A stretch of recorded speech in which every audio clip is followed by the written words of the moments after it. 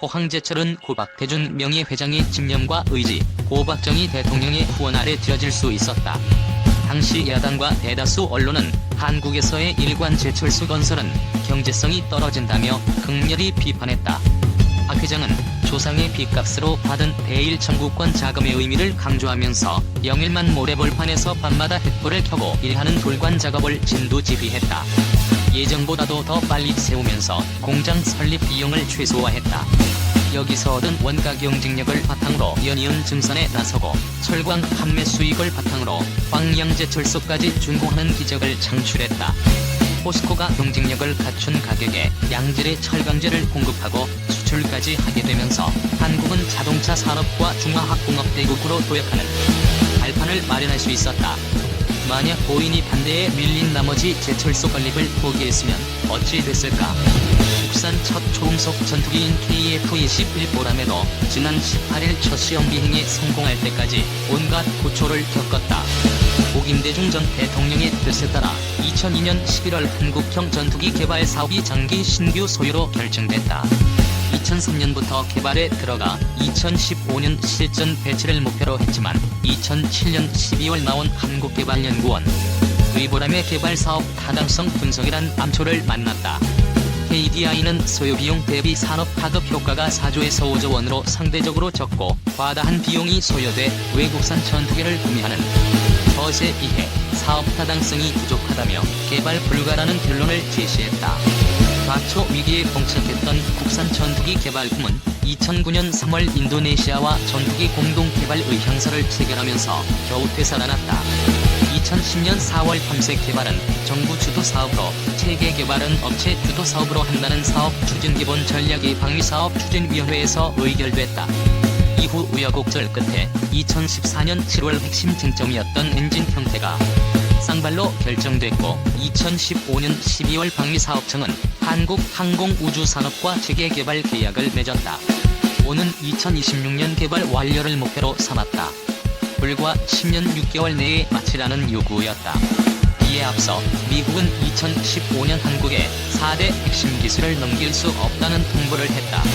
춘천 병력 같은 소식에 야당과 상당수 언론은 전자주 40 이상 대열 레이더와 적외선 탐지, 추적 장비, 전자광학 표적 추적 장비, 전자파 방해 장비를 우리 능력으로 개발할 수 있겠냐며 독자 개발 성공 가능성을 폄하했다. 박근혜 대통령과 문재인 대통령으로 정권이 교체되는 와중에도 국방과학연구소는 물론 카이, 한화시스템, LIG넥스1 등 주요 방산업체의 분투와 협력업체와의 공조를 통해 한국은 세계 8번째 초음속 전투기를 개발한 나라로 자리매김할 가능성이 높아졌다. 오는 2026년까지 KF-21이 공대공 능력을 개발하는데 8조 1천억 원의 연구개발비가 투입된다. 이후 2028년까지 공대지 능력 개발에 7천억 원이 추가로 들어갈 예정이다. 이 같은 연구개발비와 120대를 양산하는데 9조 2천억 원이 소요된다.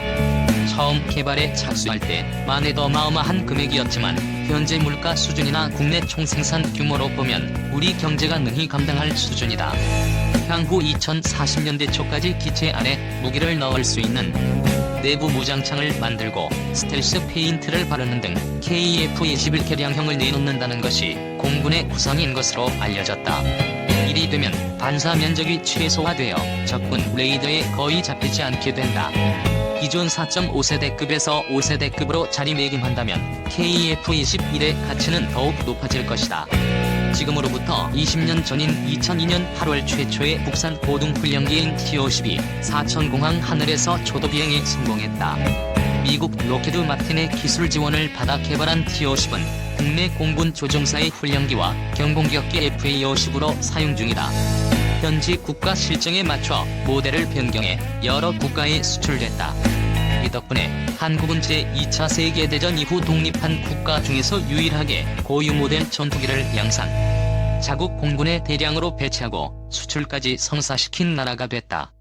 T-50과 경공격기 FA-50을 개발, 양산한 경험이 KF-21의 순조로운 개발에 큰 도움이 되었던 것은 분명하다. 러시아의 우크라이나 침공으로 전 세계적으로 한국산 무기 수요가 커지면서 K-방산이 위용을 떨치고 있다. 카이는 폴란드의 FA-50 48기 수출 계약을 눈앞에 두고 있다. 말레이시아와 콜롬비아와의 수출 협상도 한창 진행 중이다. 더구나 카이는 미국 록히드 마틴과 함께 미군 고등훈련기 500여 대 수주 경쟁에 뛰어든 상태다. 3년 안에 승부가 날 것으로 예상된다. 수주전에서 승리해 T-50 시리즈를 1000대 이상 수출한다면 카이 생산 라인은 향후 20년가량 쉴 틈 없이 돌아가게 된다. 여기서 얻은 브랜드 파워를 바탕으로 5세대 KF-21 수출에 성공한다면 한국은 고등훈련기와 경공격기, 최첨단 전투기 생산 대국으로 우뚝 설 수 있다. 현존 최강의 스텔스기인 F-22 랩터라고 해서 만능은 아니다. AESA 레이더라도 지형과 가까운 곳에서는 음영구역이 발생하면서 탐지와 추적이 제한될 수 있다. 이 같은 장면은 영화 탑건 매버릭에서 생생하게 묘사됐다. 주인공 피트 미첼 대령이 몰고 간 F-A-18 슈퍼호넷은 4세대 4.5세대 함재기였지만 5세대 전투기의 약점을 활용해 적기를 격추할 수 있었다. 심지어 미첼 대령은 퇴역한 지 오래된 F-14 톰캣으로도 5세대 전투기를 물리치는 신기를 보인다. 영화 속 장면이라고 가볍게 넘길 일만은 아니다. 향후 공중전은 조종사가 무인 전투기 편대를 이끄는 형태가 될 것으로 전망된다. 그만큼 조종사의 기량과 의지, 정신력이 중요한 것이다. 갈수록 드론의 역할이 커지겠지만 돌발 상황에선 취약성이 노출된다는 점에 유념해야 할 것이다.